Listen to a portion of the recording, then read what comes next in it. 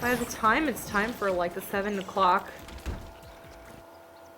housewife meeting, I'm gonna be exhausted. Like, she's doing a lot of walking back and forth with those little heels on. I need to go to the gym. Like, I need to go right after I finish this.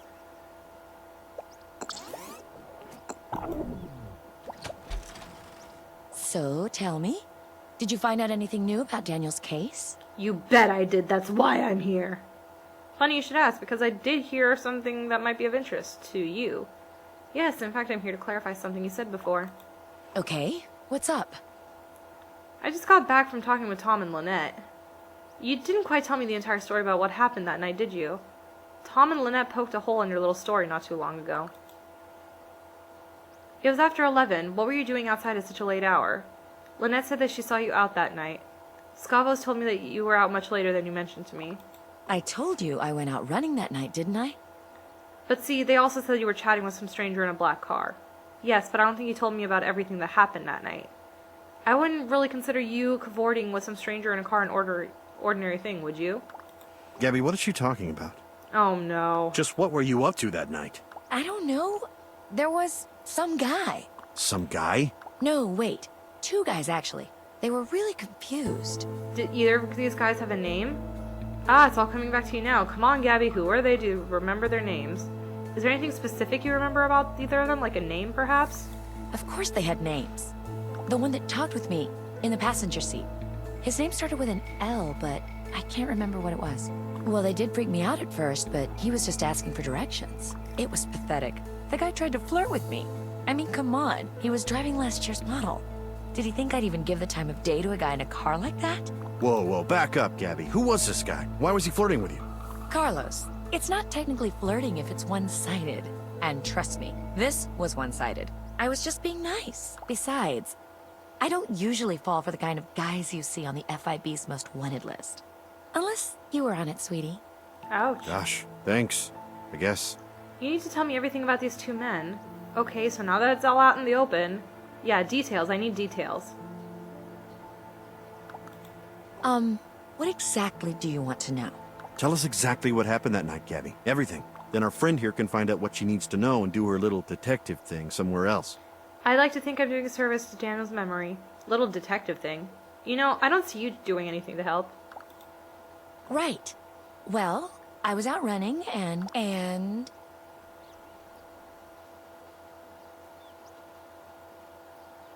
I need to go out running. Or jogging, or whatever. Damn, she looks good.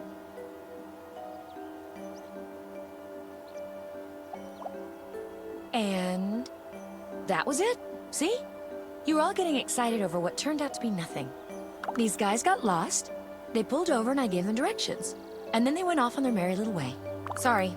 No clues or red herrings or anything, Sherlock. Just out of curiosity, where were they going? Oh, they wanted directions to the Fox house. They what? Oh, then that would mean... They what? I'd say that was definitely important information. My God. Gabby, how is it that this is the first time we've all heard about this? Come on, I mean, what's the big deal? They were lost, and I was trying to help them. I was just trying to be helpful. Well, you sure picked a wonderful time to start. Do you have any idea what this means? You're an accessory to murder, Gabby, and you withheld information from the police. Hell, I could be violating parole just for being around you. They could throw me back in jail. Is that what you want? How would I have known what they were up to? I don't see what the problem is. I mean, they would have found the house sooner or later. He's in the phone book, you know. Like, are they the worst criminals you've ever heard of? Having to ask directions to a hit. It's just pathetic. The hit was right across the street, though. I think you should take a deep breath and listen to what you're saying. All right, just forget it. I don't want to hear any more from you. I've done enough. At least we have a better idea of what went down that night. And lucky you. You managed to get an eyewitness that found a way to help facilitate the murder, but somehow can't remember the name of the killer who tried to hit on her. Wait a minute. Carlos, you'd put her to bed before she decides to do any more favors for strange men. Why? I just want to check out these leads. As of right now, I have no idea what's going on. Yeah, your guess is as good as mine. I'll say one thing, though. She sure is taking her time. Okay, I'm back. This is for you. Something scrawled on a piece of paper? How does this help? What's this supposed to be? If this is a prescription for anti-anxiety medicine, maybe you better hold on to it, Gabby. It's the guy's phone number from that night. You kept his number? Now I remember. His name was Leonard, but my friends call me Leo. Yeah, didn't do much for me when he said it either. What reason could you possibly have to keep his number? Relax, Carlos. I put it in my pocket and just forgot about it since then. Like you'd expect me to wear the same hoodie twice? Well, it's very convenient, isn't it? Thanks for the number. You two clearly have some serious things to talk about. Ah, well, looks like I got some calls to make. Thanks, guys. Bye. I'll let you two sort the rest of that out. Bye. Oh, God. So now I have to call this number?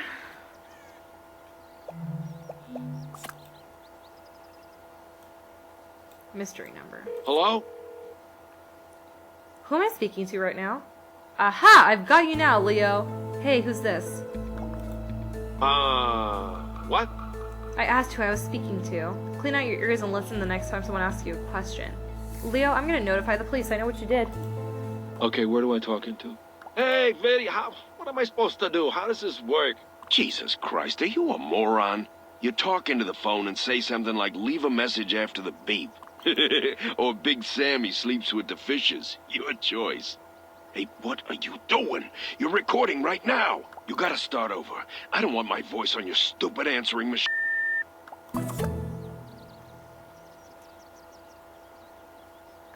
Oh.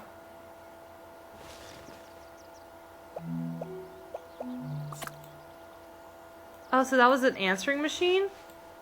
That did not sound like... Oh, it was one of those stupid ones, like the, hello, hi, how are you? Oh, that's cool. Well, I'm not here right now. I hated those. This is Vincent. Vinny, it's me. I just heard something. I need your help. Vincent, it's Nostalgia. I need to talk to you. Hey, it's me. I have a question I need to ask you. Okay, shoot. What can you tell me about Daniel Fox? What do you know about Daniel Fox's murder? Haven't you done enough of that lately? Oh, I get it. I'm sorry. I didn't understand. Shoot. Haven't you done enough? Okay, sorry. Why would I know anything about that? Poor guy.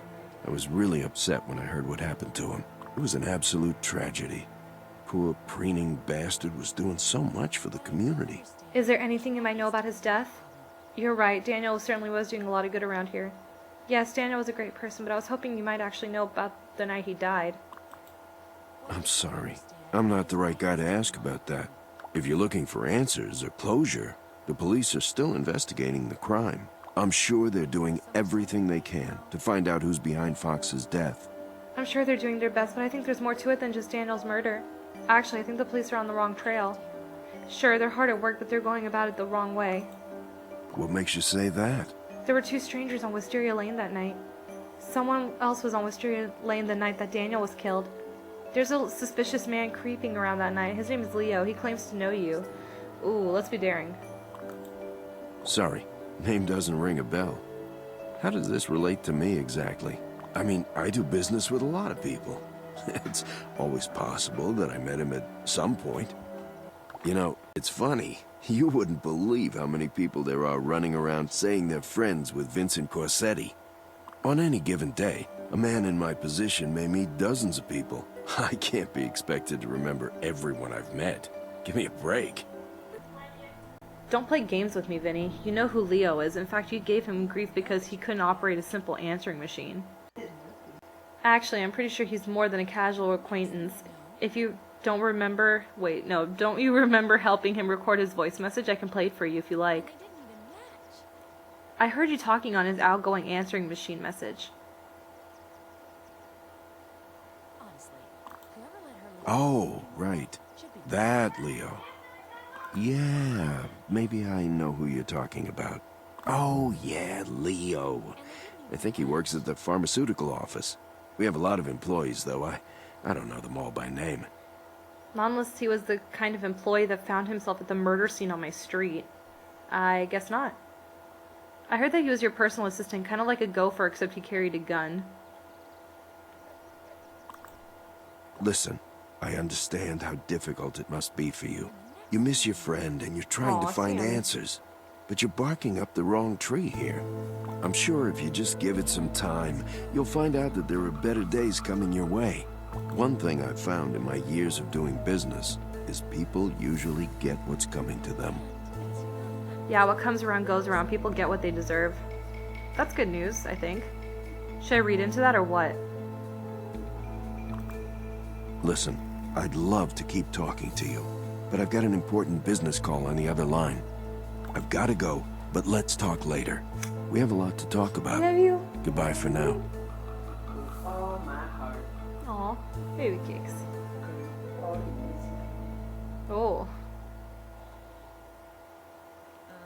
Alright, we can continue this conversation some other time then. Okay, bye for now. A likely story. God, now what? What the hell do you think you're doing? Oh, geez, this guy? Excuse me? I'm answering my phone. I'm getting ready to hang up on some jerk that just called me up just to yell at me. How about you? Look, this is not a game. Just what are you talking about? Game? You're the one that called me up and started yelling at me. You shouldn't be speaking with Vincent. Vincent Corsetti? I haven't talked to him since the fashion show. Wait, what? How did you know that I talked to him? And what makes you think it's any of your business who I talked to on the phone? In my job, I sometimes have to observe certain members of the community. And I became aware of your recent contact with Vincent. The US government thinks I'm a criminal? For this I pay taxes? But that was only 5 minutes ago. How could you possibly know that? You've been stalking me, haven't you? Let's just say it's your tax dollars hard at work. But anyway, don't worry. It's not you that we're investigating. I see. So you're just snooping on me, is that it? But if it's not me, then Vincent's under investigation? For what? If it's not me, then who is it? I really shouldn't be telling you this. It's classified. But it's for your own good. Vincent is being monitored by the government. His calls, his business dealings, everything. And from what I gather, you don't even... Actually, we shouldn't be having this conversation over the phone. Fine, you never then. know who's listening. Fine then, name the time and place. Where should we be having this conversation then? With all the trouble you're making for me, this had better be pretty damn important. I have to take care of some things. But whenever you're ready to meet in person, call me back. My time is valuable. But so is what I have to tell you. Alright, Eric. I'll call you when I get the chance, but it better be worth all the fuss you're making over it. You're really working that enigmatic thing, aren't you? Sure, I'll give you a call when I'm ready. Talk to you soon. Bye.